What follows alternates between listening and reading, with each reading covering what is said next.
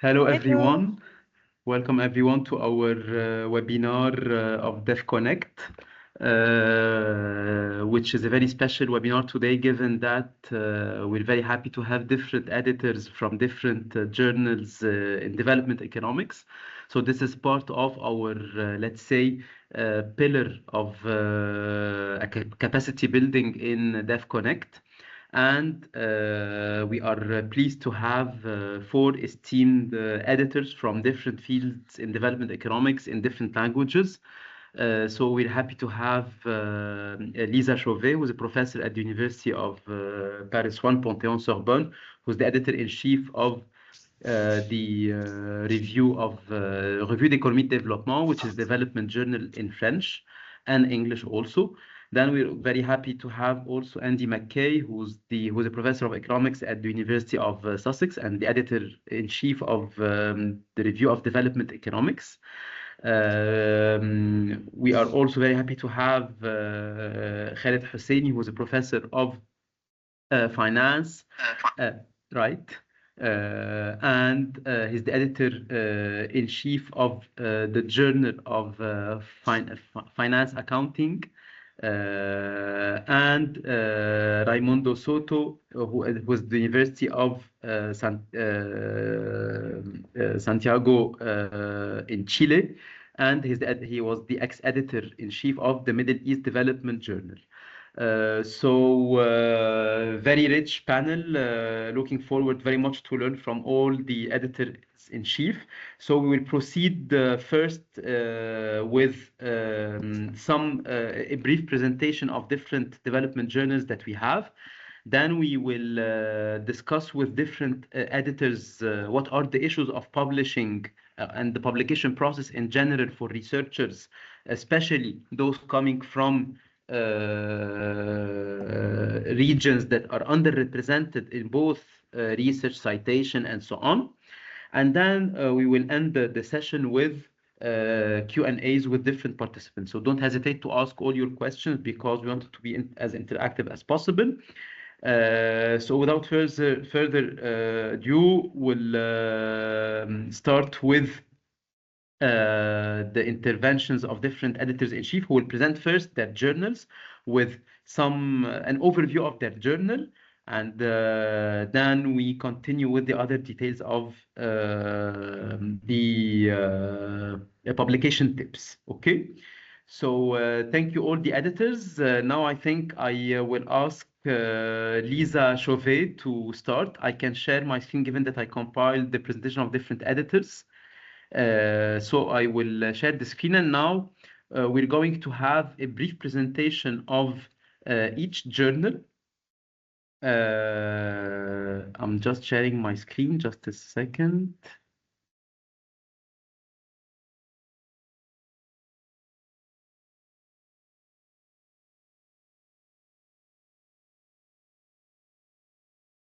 It's coming.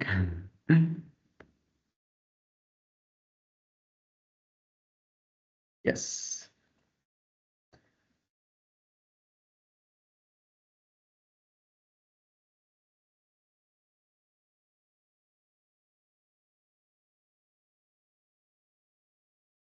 Now you can see my screen.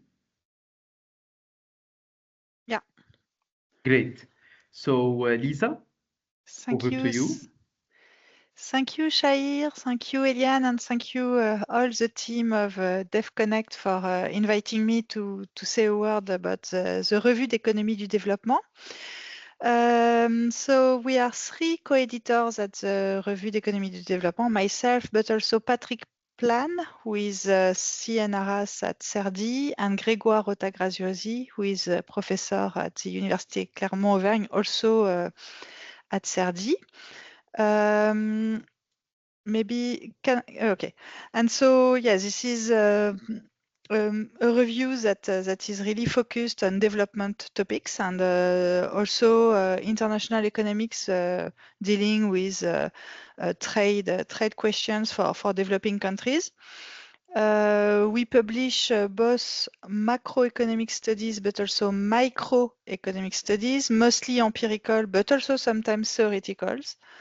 And this is really traditional review in development economics. It used to be only published in French. And since a couple of years, we moved progressively to having also each issue translated in English.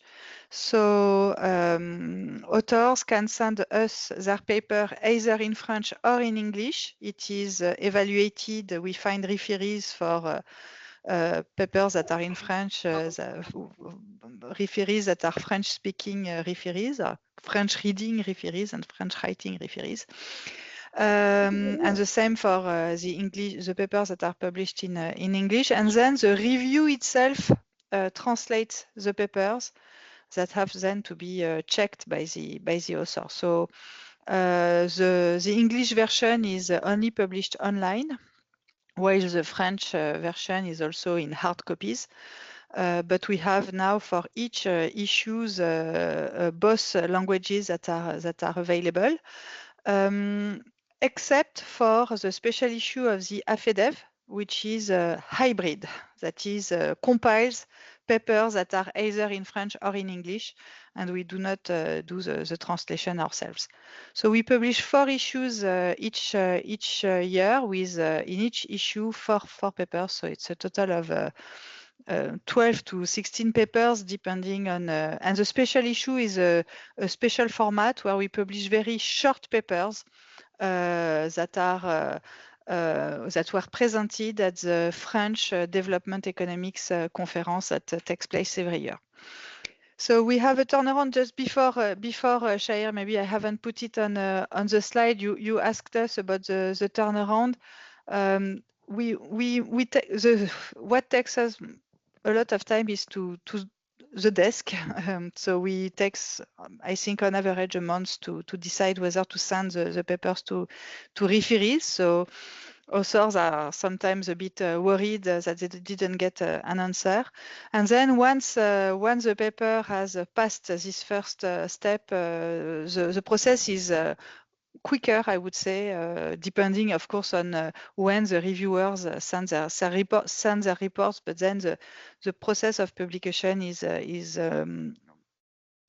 more effective, I would say.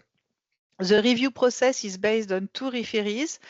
But before that, at the desk, we have the advice of 2 of the 3 editors. So it's not only one editor that decides to reject the paper at the desk, it's 2 editors that have to agree for the paper to be either rejected or to pass this first step, and there is no submission fees. Thank you. Now you can go to the next slide. So these are just quick statistics for 2025. We have had 172 submissions with 119 rejection. We have had a lot of submissions from authors from the Global South, 123. Out of them, 10 were published. And you are here you have the number of submission by country. So you can see we receive somehow a lot of submission from colleagues working in Cameroon, Burkina Faso, France also, of course, Morocco, Senegal, Togo, Tunisia. These are the main authors, the main countries of authors that submit to the review. Maybe quickly to the next slide, Shahir. Yeah, well, this is for 2024. These are statistics that I have found in our last report. This is the status between rejected and accepted by the origin country of authors. Of the main origin countries of authors, so you can see Cameroon, France, Burkina, Senegal, and Benin. And then I have a few slides, I think on the scope of the review in terms of clicks. So the ranking of the review is not that high in REPEC. I think it's around 800. But despite that, we have a lot of colleagues that read the papers online. So it's 279,000 in 2024. And just on next slide, what you will see is that and this is probably one of the particularity also of the review, that francophone countries, and notably in Africa, are accessing this review quite a lot. You can see Senegal among the top 10 francophone countries, Togo, Morocco, Tunisia, etc. So I think it's also a source for literature reviews of these authors. Yeah, and I think I'll stop here. I think I have no further slides. So thank you, Shahir, for Thank you very much, moving Lisa. forwards. Thank you very much, Lisa. Very, very informative. I think we move with Andy, the English version of the Review of Development Economics. Okay, thank you very much to DEV-Connec for inviting me to present. I have one slide for you here with probably too much information on it, but let me just speak quickly. Review of Development Economics, like Lisa just said, we publish macro and micro. We publish mostly empirical, but also theoretical. Like Lisa also, we have 4 issues a year, but we have quite a lot more papers. We probably publish about 120 papers. We typically have 25 to 30 in an issue. But the big thing that we have is a huge number of submissions, 1,500 submissions, which is a big challenge for us. We try as a journal to provide opportunities for researchers from low-income countries and middle-income countries. And we do get lots of submissions from, especially from Asian countries, especially from China, India, and other countries, but also from all over the world. We do get a lot of submissions from low and middle income countries. We have 4 editors-in-chief at the moment who are listed there, of whom I'm one, and we have a series of co-editors. I just put some journal metrics at the bottom. So our journal impact factor, or site score, our acceptance rate, you saw the number of submissions, so we're going to get an acceptance rate that's something like 7%.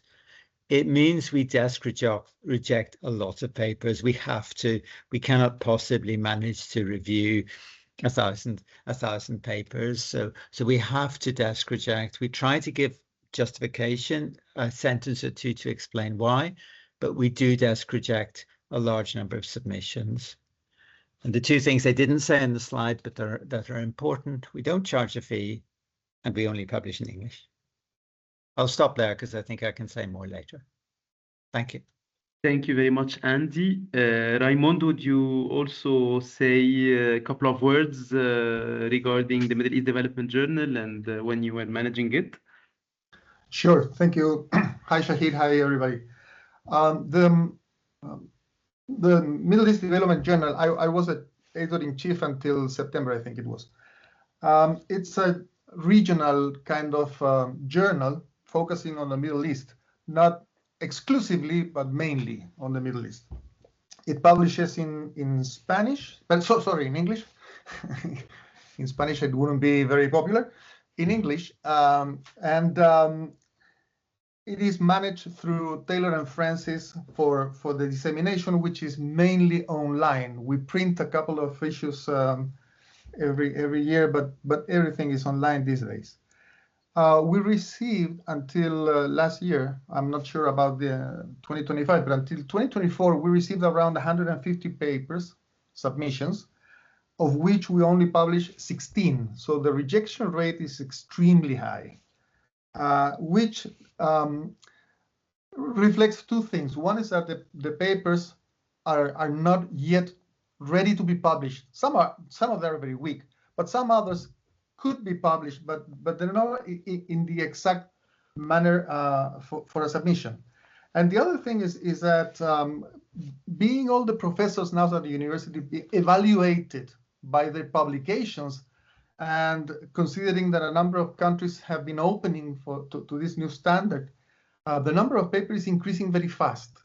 As Andy said, for the case of the Review of Development Economics, you have to desk reject a lot. So one advice for the researchers is don't give the editor the chance of desk rejecting your paper. Write it properly so that you don't fall in the first step. Now, it has, as I said, a regional focus. On the Middle East, the editors have to be very careful. Shahid was an editor at the time, to make it balanced, regionally balanced, because we don't want to have a lot of papers on one country. And some of the countries are big in terms of research. And so you get a lot of submissions for certain countries and very little for others. We try to balance as much as possible. So we had like a 10% acceptance rate. The submission to first decision was slightly longer than the 65 days Andy just had in his slide. After that, the number of papers which are in the condition of revise and resubmit, most of them, but not all of them, return to the journal, perhaps because the comments are encouraging but difficult to solve. I'm not sure about that. And some of these end up in other journals once they go through the process of evaluation and referee. So that's more or less the situation. We received around 20,000 hits in the web page. The number of downloads is slightly smaller, but still significant. That's it for now. Thank you so much, Raimundo. And then last but not least, the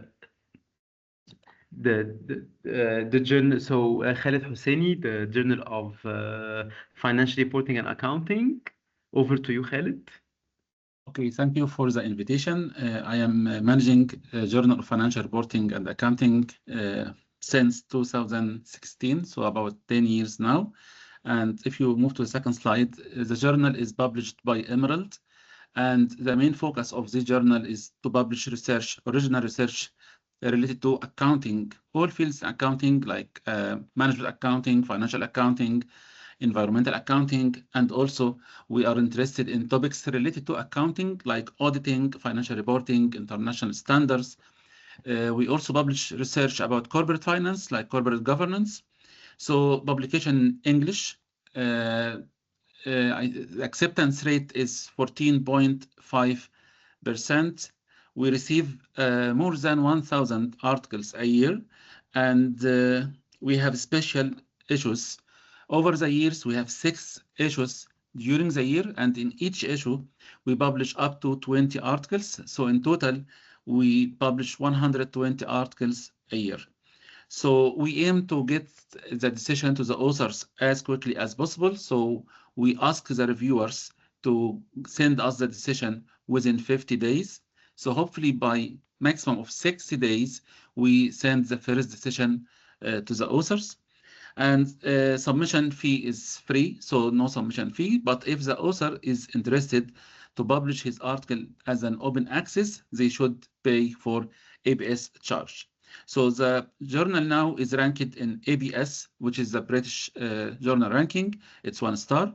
It's also ranked in ABDC, the Australian one. It's now C, and also it's Q1 in Scopus. That's all. Okay. Thank you so much, Khaled, and all editors for this overview of the different journals that we have. So as you have seen, we have development in general in English and French, regional focus, like in the Med region, more of a focus more on finance, like the journal that was presented by Khaled. I have a question for you, Raimundo, given that you talked about an important issue in the publication process, which is desk rejection. So from your perspective, what are the main reasons behind this desk rejection, and how can authors improve their chance in order to avoid this desk rejection? So what do you think? Okay, let me give you a walk through the process. You receive the paper. The first thing, believe it or not, that the editor looks at is the title. If the title is clear enough, or if the title is suggestive, short and sweet, great. I mean, these long titles, which basically explain half of the paper, are not very sexy, to be quite honest. Second thing that the editor would go through, basically, for the people that are on the other side submitting, not on this side reviewing, The key issue is the following. You want to communicate.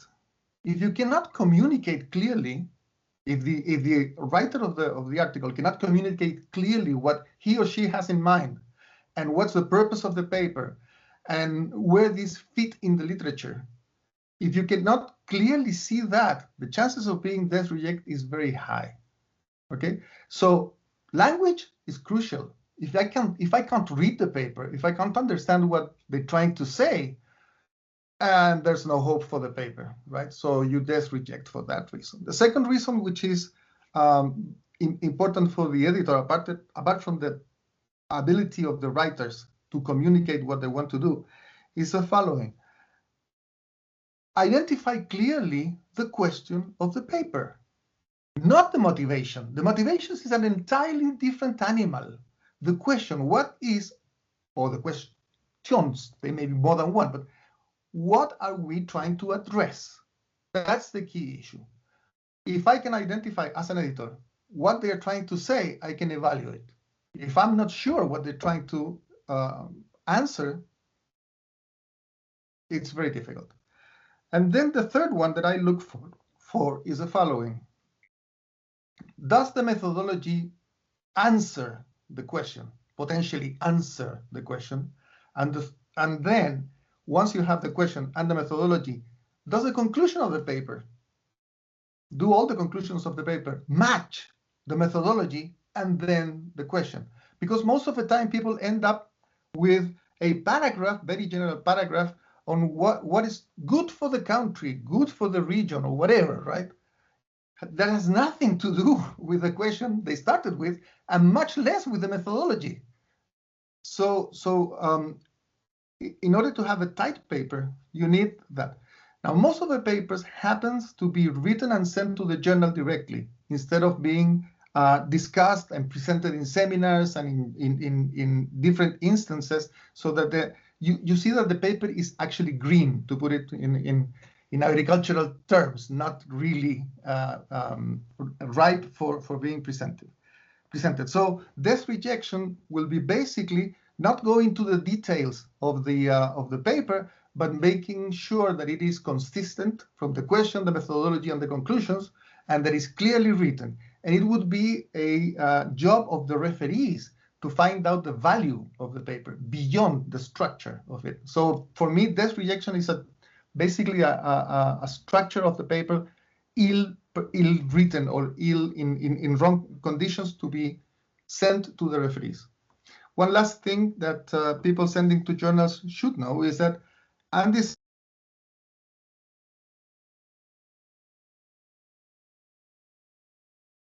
Raimundo, we can't hear you. You are muted. Raimundo. Yeah, you are muted.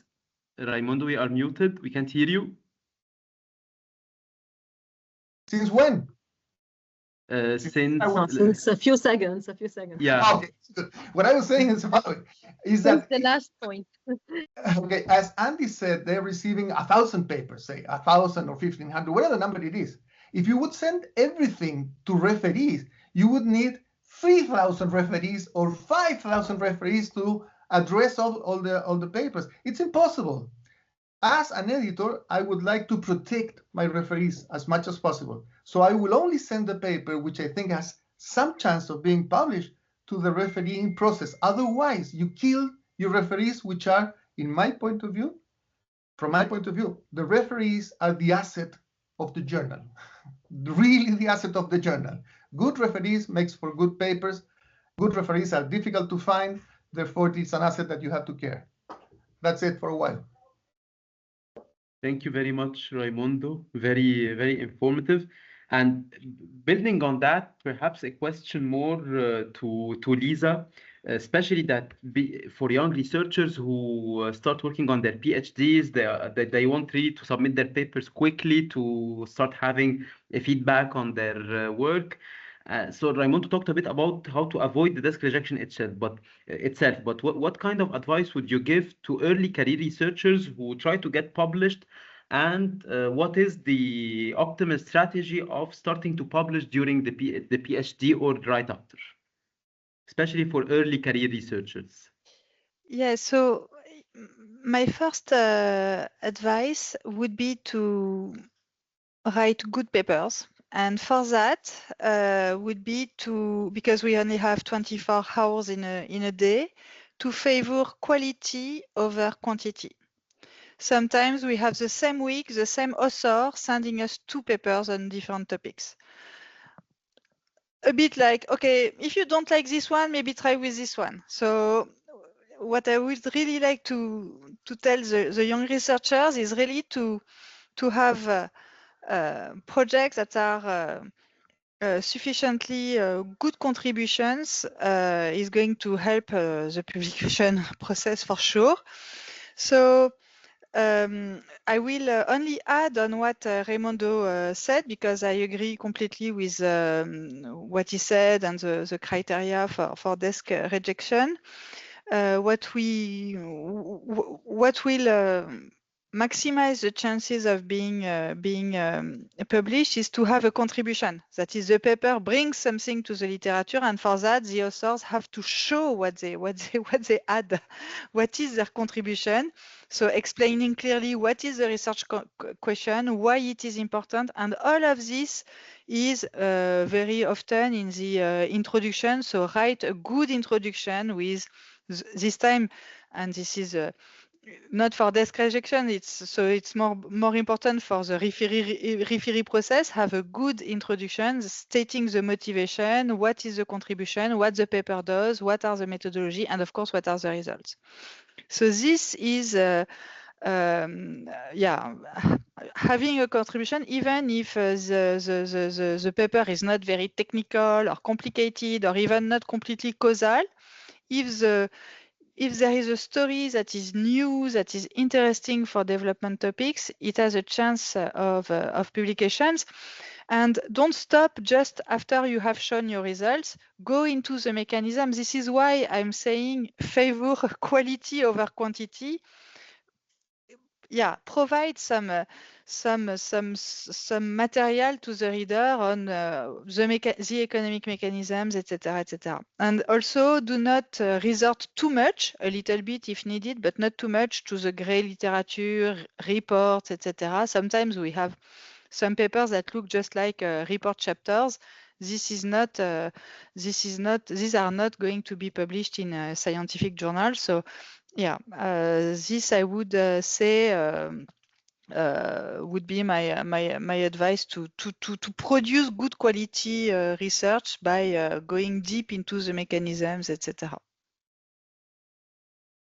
Thank you, Lisa. And what I forgot, sorry, I had Yeah. a third point, is also to take some time to present, and this is related to what Raimundo was saying, to present the paper in seminars, in international conferences, where you get the opinion of your peers, because being published is also passing this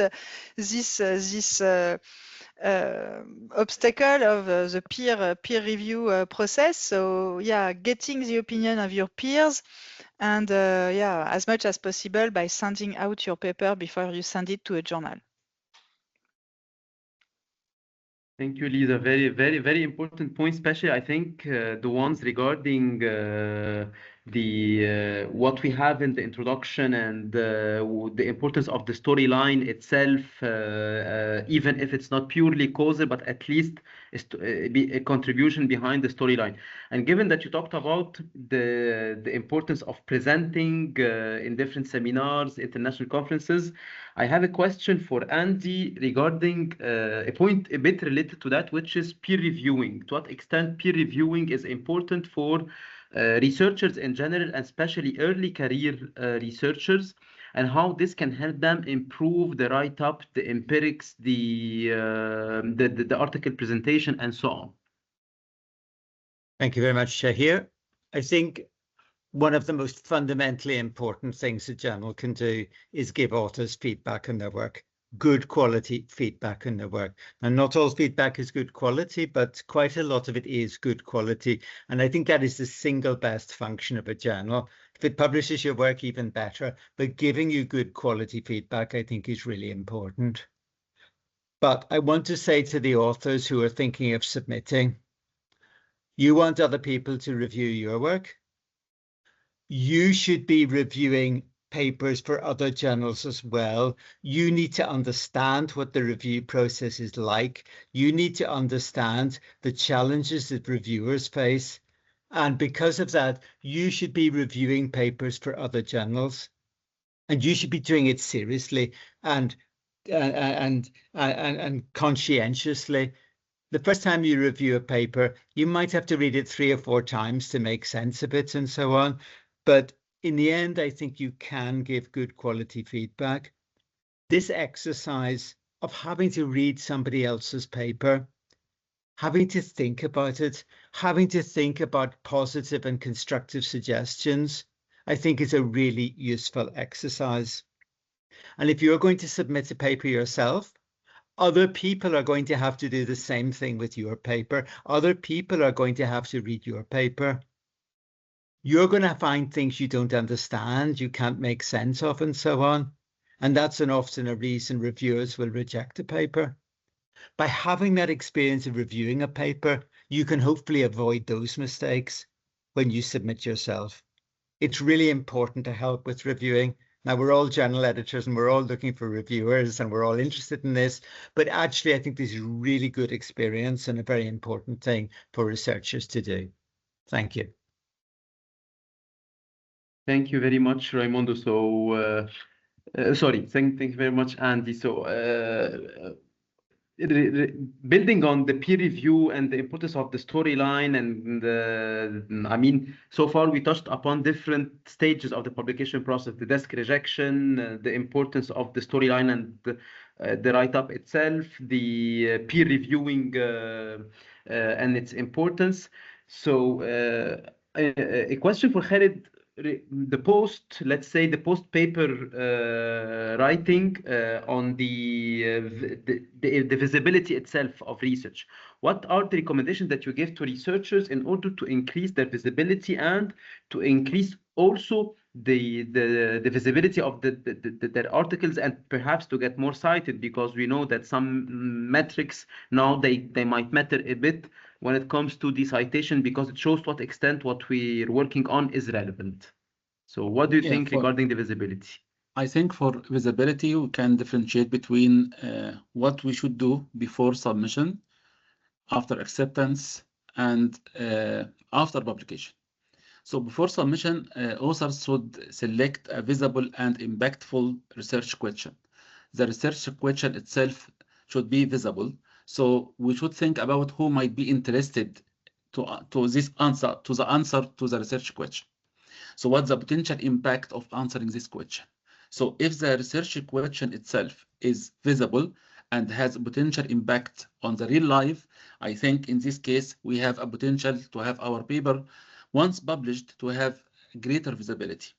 In addition to this, we need to have like attractive title to the paper, which reflect the main contribution of the paper. So the paper itself should have a contribution, and this contribution should be reflected in every single part in the paper, in the title, in the abstract, in the conclusion, in the main findings.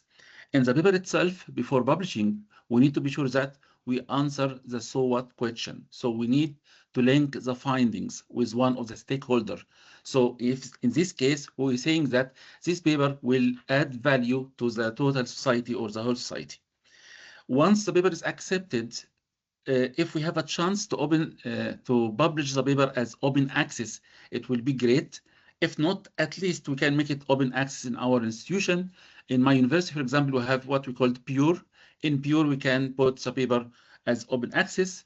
Also, we have SSRN, so we can find a way to deposit the paper on the open access. After publication, it's our role now to disseminate this paper all over the world. So we have the social media, for example, so we can put it on LinkedIn or Twitter. Of course, we can put the title, we can put the link to the paper, but also we need some narrative to highlight the main story of the paper and its potential impact. We need to tag also co-authors, our friends who are interested in the area. So social media here play a significant role in increasing the visibility and impact of the research. Besides that, although the paper is published, I can see that there is no harm if we present this paper in a conference or research seminars for two reasons: to get feedback on this published paper and also to open the floor for potential collaboration. And also to increase the visibility and impact, we can present this paper to professionals to get also their feedback on the content of the paper and our findings. And also, I always prefer to write like policy brief or press release about the paper using non-technical language to convey the story of the paper to people outside the academia. And finally, if we use our research papers in teaching, so if we teach master courses and use some of the published paper, this also will increase the visibility and the impact of the paper. Thank you. Thank you very much, Khaled. Really diverse strategies to improve the visibility of the article and of the research. I have just here from Isra Azam a specific question. I think Andy can answer this. For the review of development economics, what could be the first thing on the basis of which the editor decide to desk reject it, and how we can avoid that? You're muted, Andy. To desk reject. Fundamental, introduction, and abstract. If you cannot convince me in the introduction what your paper is about, and it's an interesting and important question, we're not going to read on. And the same is true of a reviewer. Introduction and abstract is critical. The introduction is the hardest part to write. It's the most critical part to write. We get so many papers with very poor introductions. Yeah. Thank you. Very important, very concise answer. Another question from Elestina Jumbe. What are you looking for in the cover letters? Is it worth mentioning that the submission is a recommended transfer from a partner journal? And do transfers signal anything to editors? Any editor would like to answer this question? Raimundo, would you like to? But you're muted, Raimundo. I am, yes. Yes. I was raising my hand for another reason, but let me be quite frankly with the researchers. I never read the cover letter. Sorry. Basically because it's just an expression of good manners. This paper has not submitted elsewhere. This paper is a fantastic contribution.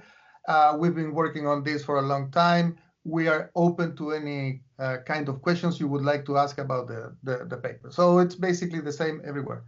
I have never received one, although I don't read them, I never received one saying we're transferring from one journal to the next. No, I was raising my hand for 2 or 3 recommendations. The first one, for when writing a paper, this is not literature. We don't want to hide the main contribution until the last page, as if it were a Sherlock Holmes kind of novel, right?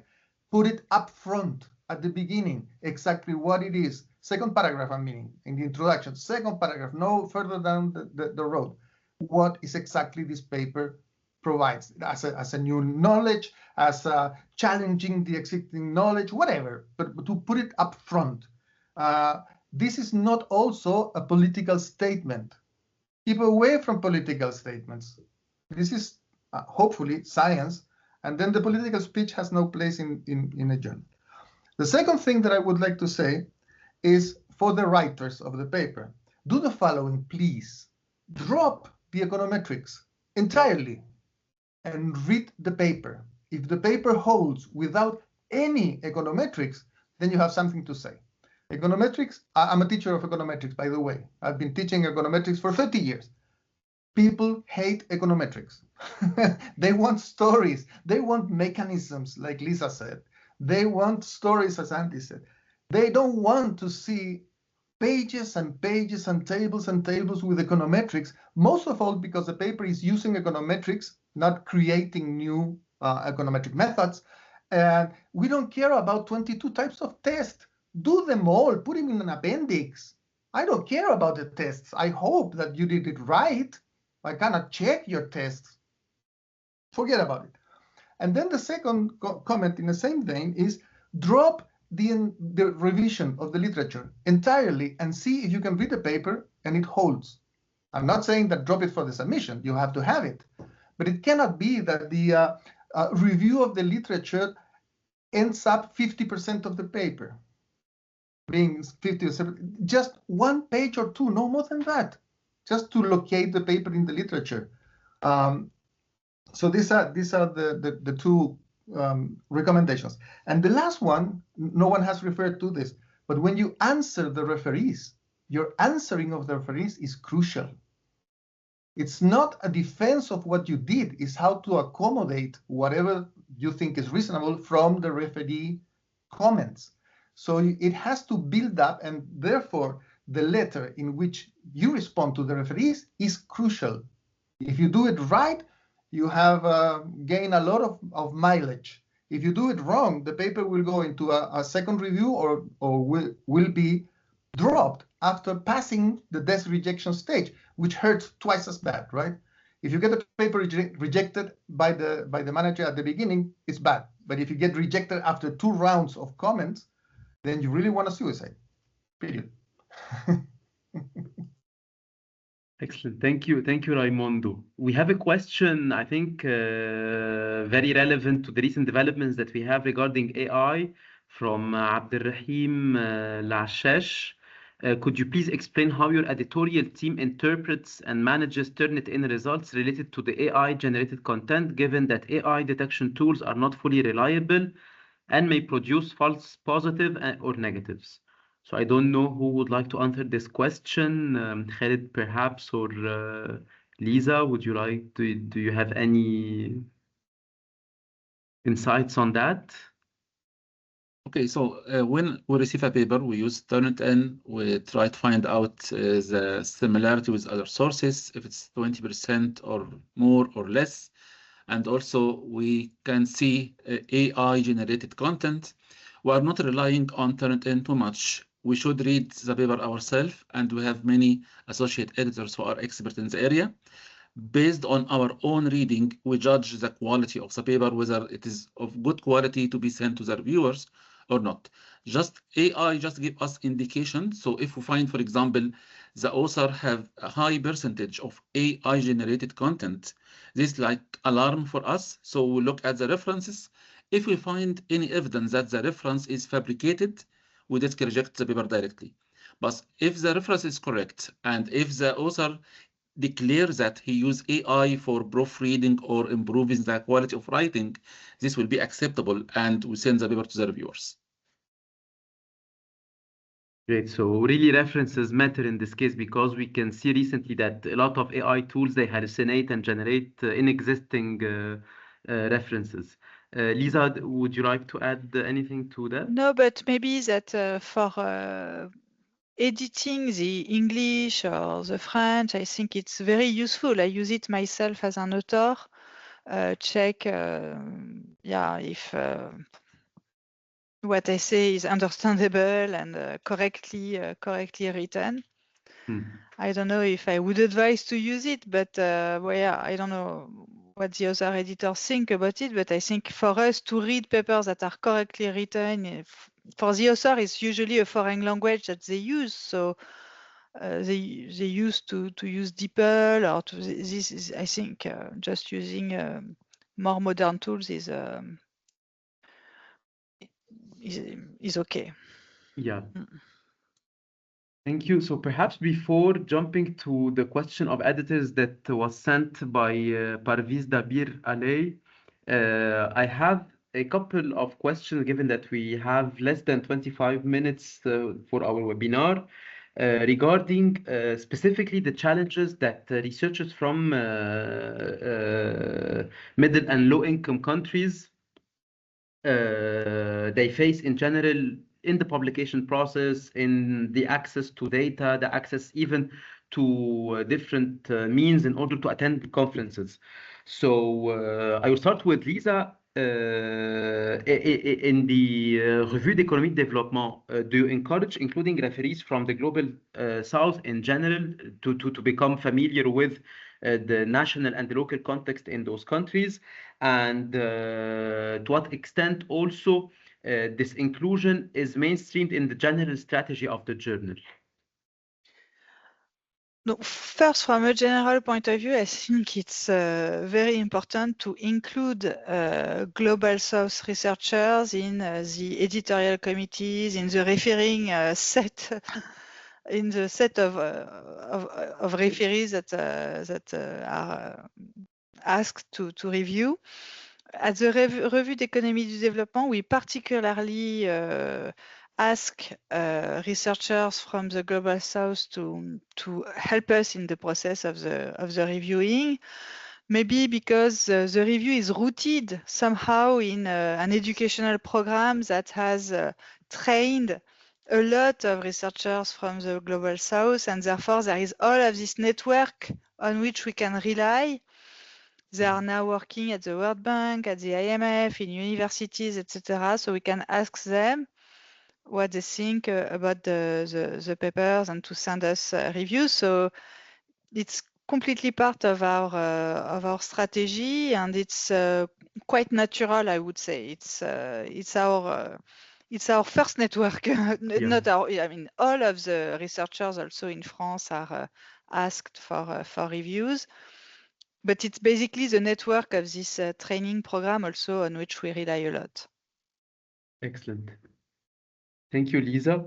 And building on that and this strategy of inclusiveness in the journal, from your perspective, Khaled, how the journal, your journal or in general other journals can deal with the geographical bias at early stages of the editorial process itself, and how in general also the research environment that one can have can affect the publication process itself, because Andy said, for instance, that one of the important elements is peer review. But if I don't find someone, if I don't receive papers, or if I'm not able to have a constructive feedback from researchers in the same institutions, because I don't have the same environment as the researchers in European or American universities, for instance. So how can the journal can deal with the potential geographic bias at early stages, and especially this inequality that researchers face? Okay, so generally speaking, as an editor and also my associate editors, we look at the contribution of the paper rather than the country of the analysis. So contribution matters. So when we read the paper, before sending the paper to reviewers or desk reject the paper, we read the paper, we don't care about from where the author is located, emerging country or developed country, it doesn't matter. What is matter for us is the contribution. If there is a contribution, then we can think about the next step. If the author select a country, let's say he focused on Egypt as a context of his study, what matters for me as an editor? Justification. Why the author focus on a specific country rather than other? Why the author is interested in this country? What's the lesson we learned as a reader for the journal from focusing on a specific country? In terms of the review process itself, reviewers will not know the authors, and also authors will not know the reviewers. So it's blind or double blind review process, and this mitigate the potential impact of the bias geographically. And also the editorial team in my journal is diverse. So we have people from all over the world, from different countries, developed and developing countries, and this also help us to mitigate this kind of bias. And when we send the paper to reviewers, we try to send the paper to reviewers, one from the country of the empirical analysis and also one from another country. So we try to find a reviewer who is expert in the context of the study, and also another reviewer who's expert in the methodology or the theory or the topic itself. Okay. Excellent. Thank you, Khaled. Thank you. A couple of last questions. I have especially one for Andy.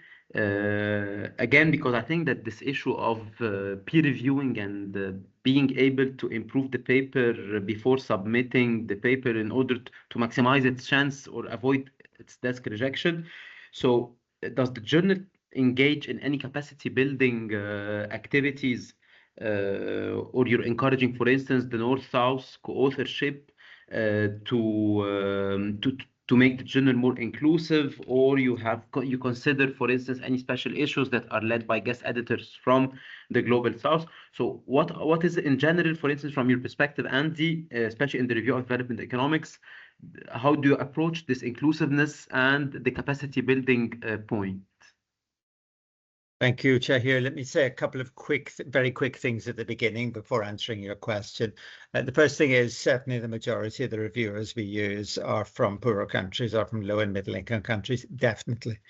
The second thing is to say I did an analysis it's about 3 years ago of submissions to our journal just to see what was the fate of authors of papers, authors who were based in low and middle income countries, and what their chances of getting desk rejected and what their chances of getting published were. And you know exactly what the findings of that are going to be. But the big thing was desk rejection, that they were much more likely to get desk rejected. Once they got to review, they were less likely to get through, but it wasn't such a big difference. And we're trying to respond to that as a general. So we have a project at the moment, which one of my editors-in-chief has got money to do to support researchers in a couple of Asian countries to prepare papers that are going to be of good enough quality to have a chance of being published in an international journal like this. We do indeed publish special issues, and special issues are often an opportunity to give more opportunity for people based in low and middle income countries. And sometimes the guest editors or the organization coordinating it are exactly based in low and middle income countries. And I think that's been important in helping. But I think one of the challenges that researchers in low and middle income countries often face is the research environment in which they work. It's fine to say, it's fine to go to a conference if you can, but sometimes people can't, and sometimes people can't pay to go for a conference. Sometimes people don't have peers who can give them good feedback and so on. And I think this is a challenge of a lot of people face. Now we're meeting here in DEV-Connec. DEV-Connec is the perfect opportunity for you to present your work and to get feedback from. This is very much an initiative to try to support people in this position. And I would strongly encourage people who are in environments where it's difficult to get support from colleagues, where it's difficult to get to conferences, present here, get the sort of feedback you get here. This is a good initiative. We all support it. Take advantage. Thank you very much, Andy. Another question for you, Andy, for the review of development economics, what key elements do you expect to find in a strong abstract? Do you recommend including brief policy implications or policy recommendations in the abstract? The abstract needs to capture the point of the paper and the contribution. I don't think we need necessarily policy messages. I think we need to know what the paper has done, what is its contribution. That's more important. Excellent. Thank you, Andy. Raimundo, a question that was sent to you regarding protecting the reviewers, which is a very valid point also. So what's the process through which reviewers are initially found before they need to be protected? And I'm also an editor in therscience.com, and the toughest task I face regularly is identifying appropriate reviewers, those that can be relied upon to respond well in good time. Okay, my experience, I don't know about the other editors, is that if you find a paper with potential, you try to send it to people who understand the topic. It can be from a methodological point of view sometimes. So you would like to have one of the referees to be able to understand the model, the theoretical model, for example, understand the econometrics, and can contribute to both areas. So one of the editors would be something around that kind of profile. Then the second one would be a person with knowledge in the topic because they have researched previously or because they have done some refereeing for the journal before, right? So a check of reality, if you want, with a paper. But for you guys, if you want to have two referees agreeing to review the paper, you would have to send 5 invitations or 6, because a lot of the people either do not respond or make it very quickly with one paragraph saying, this is a very good paper, publish it, which is useless, right? So you have to be very careful, because we end up contacting a lot of people for each paper we send to the referee report.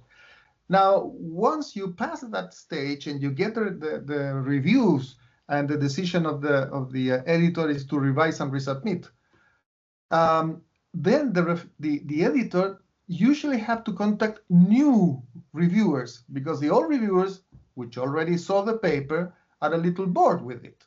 So most of the time, or half of the time, they say, I don't have time to review this paper anymore, or they would do a lousy job reviewing the paper for the second time. So my hunch is that for each paper that the Middle East Development Journal publishes, at least 5 or 6 invitations to reviewers will be on the board. So what I was saying about protecting the reviewers is protecting, you have a good reviewer. Say, for example, I can send a paper to Andy, which is an excellent reviewer. He's going to say no because he has 1,000 papers to look at. He's not going to look at my paper. I know that. But for the sake of the argument, if I send it to Andy, I know that he's going to do an excellent review. And I'm not going to send it if the paper is not strong enough, right? Why wasting Andy's talent on a paper that has little chances of advancing? So when you do all this exercise, you end up trying to protect your very good referees as much as possible and sending them good papers that you think you have a strong chance of being published. And that's what I was saying about protecting it. Now, sometimes I have to recognize I don't have a clue about who could review this paper. So I will go to the internet and find out people that have worked in the topic before, right? So, and he has a good paper published in a good journal. I will try to contact him first personally and saying, look, this is a promising paper, blah, blah, blah, and all that. Can you actually review it? And don't send it to your second-year student in the PhD program to review the paper. Please do it yourself, and that kind of thing. But it's a time-consuming effort. So it's only worth when the paper has a reasonable chance of being accepted in the end once the comments are on. That's more or less how I view it, not from the side of who's sending the paper, but from the side who's receiving the paper, right? That's basically it. Great. Thank you very much, Raimundo. Any other questions from the participants? Don't hesitate to send your questions either in the QA or in the chat box. I think I covered most of the questions. Yes. Okay. So perhaps a couple of final questions, given that we have almost 15 minutes. So I think different editors-in-chief, you highlighted the importance of the write-up itself, starting from the title, to what extent the abstract has to be clear, the importance of the introduction, because really that's what makes the researchers avoid the desk rejection. So if I want to ask for a couple of specific advices for researchers who are based in low and middle income countries, who don't have perhaps necessarily access to a lot of microeconomic data, because we know that a lot of household surveys, labor force surveys perhaps, or firm level surveys might not be publicly available in several low and middle income countries. So how these researchers can improve their publication record, taking into consideration these constraints of limited resources, whether it's resources in terms of data or resources in terms of being able to attend a conference. And he said that perhaps DEV-Connec can represent a good opportunity for that. But if we need 2 advices from each editor-in-chief specifically addressed to researchers in low and middle income countries. What would be these 2 advices from each one of you? So who would like to volunteer and start? Can I start? Yes, go ahead, please, Khaled. Yeah, so the first advice I can offer is that rather than doing research on one single country, you can think about cross-country study. And for cross-country study, we have many databases available. So you can use World Bank, for example, collect data about all countries and do the research on like cross-country rather than single country study. The second point, collaboration. So if you have a good idea, interesting research idea, you can collaborate with a professor or a researcher in another country who has access to data. So by this kind of collaboration, you will be able to get the data from your co-author and you can work on this data as well. And also you could like visit him or her at her institution, spend good time there to present your work as well as getting all data and resources needed. Excellent, thank you very much. So cross-country studies and collaborations. Lisa? My feeling is that there is a lot of open source material for young researchers that is available online, be it data. The World Bank has made a huge effort on microeconomic data, firm level, household level data, the DHS, the Afrobarometer, whatever you can think of. There are a lot of data that is available. Of course, you can think of better, but there is already, I would say, a huge stock of online open source information for young researchers in the South. So my first advice, and if they can access to papers that are at the frontier of the knowledge in their field, would be to read as much as possible this frontier. Read the academic papers, read.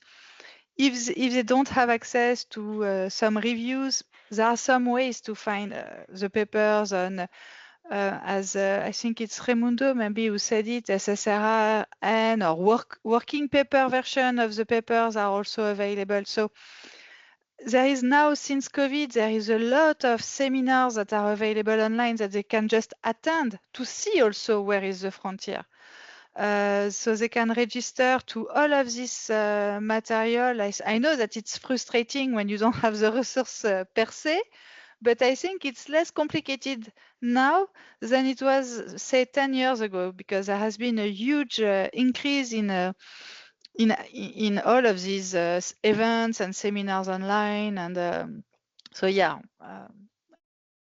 This would be my, I don't know if it answers your question. Yeah, perfectly. So the availability of open resources on internet and the importance of reading, because clearly, I mean, several times we fall in the trap of just running regressions without really reading what's going on in the literature, and which also weakens the paper itself, in the sense that, as Raimundo said, we need to tell a story through the paper by highlighting the economic mechanism, not just including regression tables.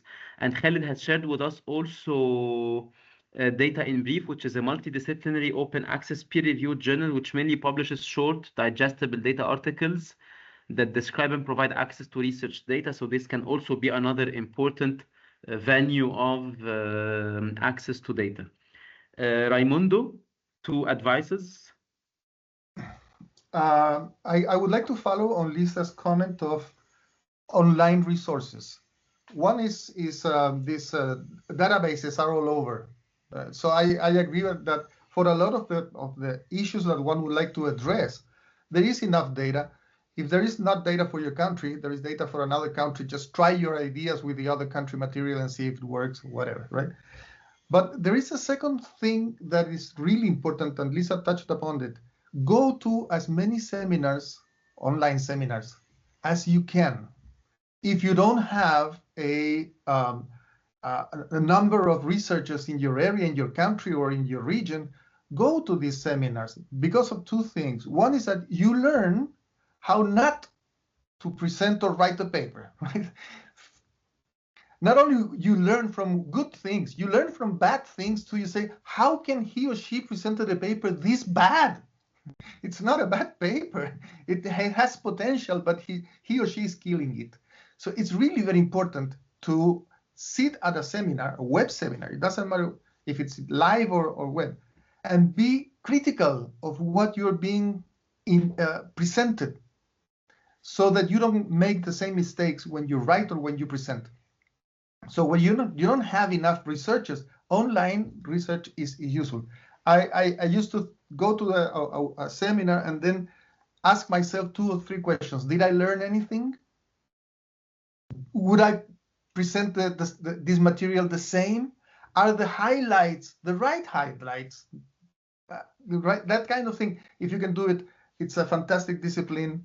Perhaps the other thing is that we all would like to be in the frontier, and it's nice, but there's room to move from the inside of the frontier towards a frontier that is also useful and valuable. You don't have to invent the wheel again, right? But you can move forward a lot before reaching the frontier.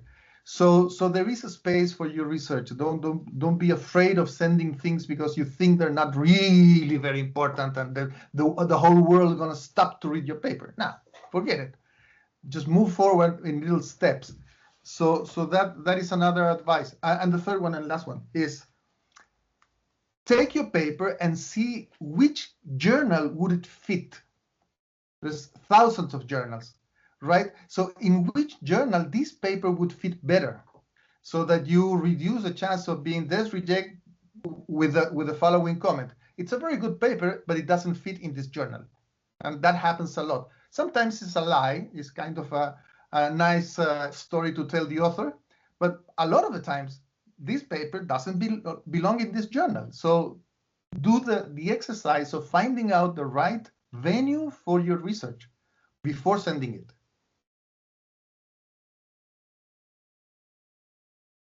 Excellent. Thank you, Raimundo.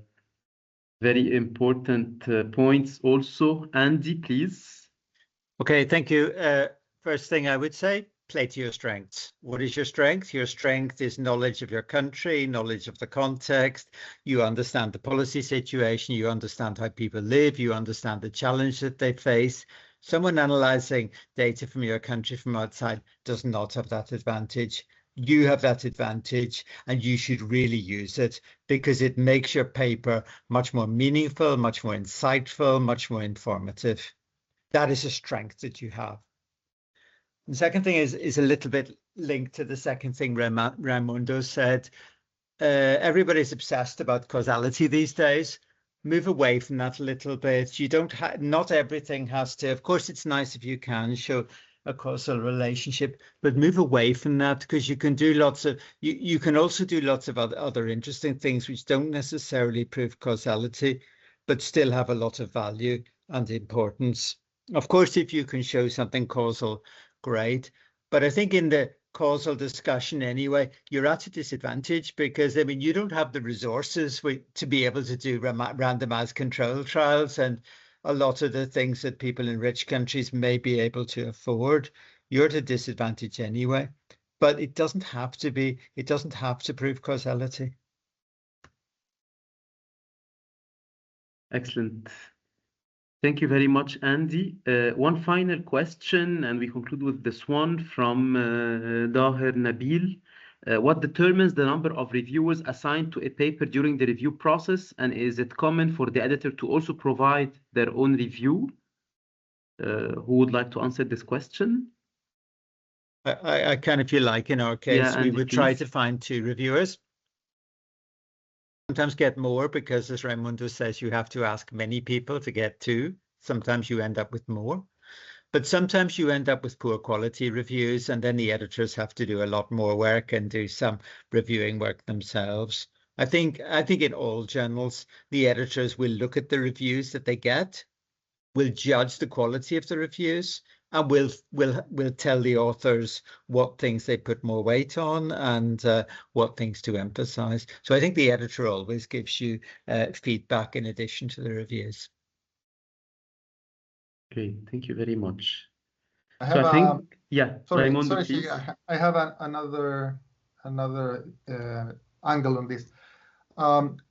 the reviewers usually do two things. One is a review for the authors with the comments on the paper and the like. And the second one is the recommendation to the editor. And sometimes they say, well, I wrote these comments, but I don't think this paper is publishable anyway. Okay, so the reviewer has a dual job, advising the editor on the grounds that maybe this paper has a good idea, but it will take a long time to deal with it, or it doesn't have much potential. That kind of thing will never go to the author. It will go to the editor. So sometimes you reject the paper because the reviewer says, well, it's not bad, but it doesn't have much potential, right? That's one thing. And the second thing, I following on Andy's, is that sometimes you think as an editor that the paper, if properly done, has a chance. So it will be rejected, but with a comment saying, look, work on this, and I will be willing to consider a completely new version of the paper addressing these issues, right? At least. And that is an encouraging sign for all of you that get desk rejected, but with a comment. Take the comment seriously, because basically the editor is saying, it's a pity that I have to kill this paper at this stage, because I think it may have some potential in the future. So be very, we all get really angry when we're rejected. I agree. But read again the rejection letter and see if there is an opening for you in the future. Not in this journal, maybe in another journal, but there is value, potential value in the paper. But I think all the tips and advices that we got today from different editors at Achieve are really valuable. We had really an overview about how to avoid desk rejection, how to find the relevant journal, what to include in the abstract, what to have in the introduction, the importance of the peer review process, the importance of the visibility of the article itself, how to approach publishing in general for quality more than quantity. Really a lot of insights, and I think we should have planned for 2 hours, not for 1 hour and 15 minutes, because we really have a lot of questions that we want to answer to different editors in Chief. But I think we will conclude today's webinar, and on behalf of all my colleagues in DEV-Connec, we are really grateful for all the editors-in-chief who joined us today. Lisa Chauvet, Khaled Hussainey, Andy McKay, and Raimundo Soto for all the brilliant tips they gave us, and especially for the challenges that researchers face from the Global South. This was very useful. Once the recording is ready, we will send it by email to all participants, because I believe that the input was very useful for all of us. We will meet you next time on February 17th at 3 p.m. Central European Time. We have 2 presentations, one from Egypt, Marina Hashem, who will present sexual harassment and labor market participation, and Dario Maldonado from Universidad de Los Andes, who will present Hours of Peace, Youth Labor Participation and Care Time Reallocation following the 2014 ceasefire in Colombia. So we look forward to meeting you next month. And once again, thank you for all your questions, comments, and once again, thanks to all of the editors-in-chief that we had today. Thank you all. Thank you. Thank you, Shahir. Thank you, everyone. Thank you. Thank you. Thank you.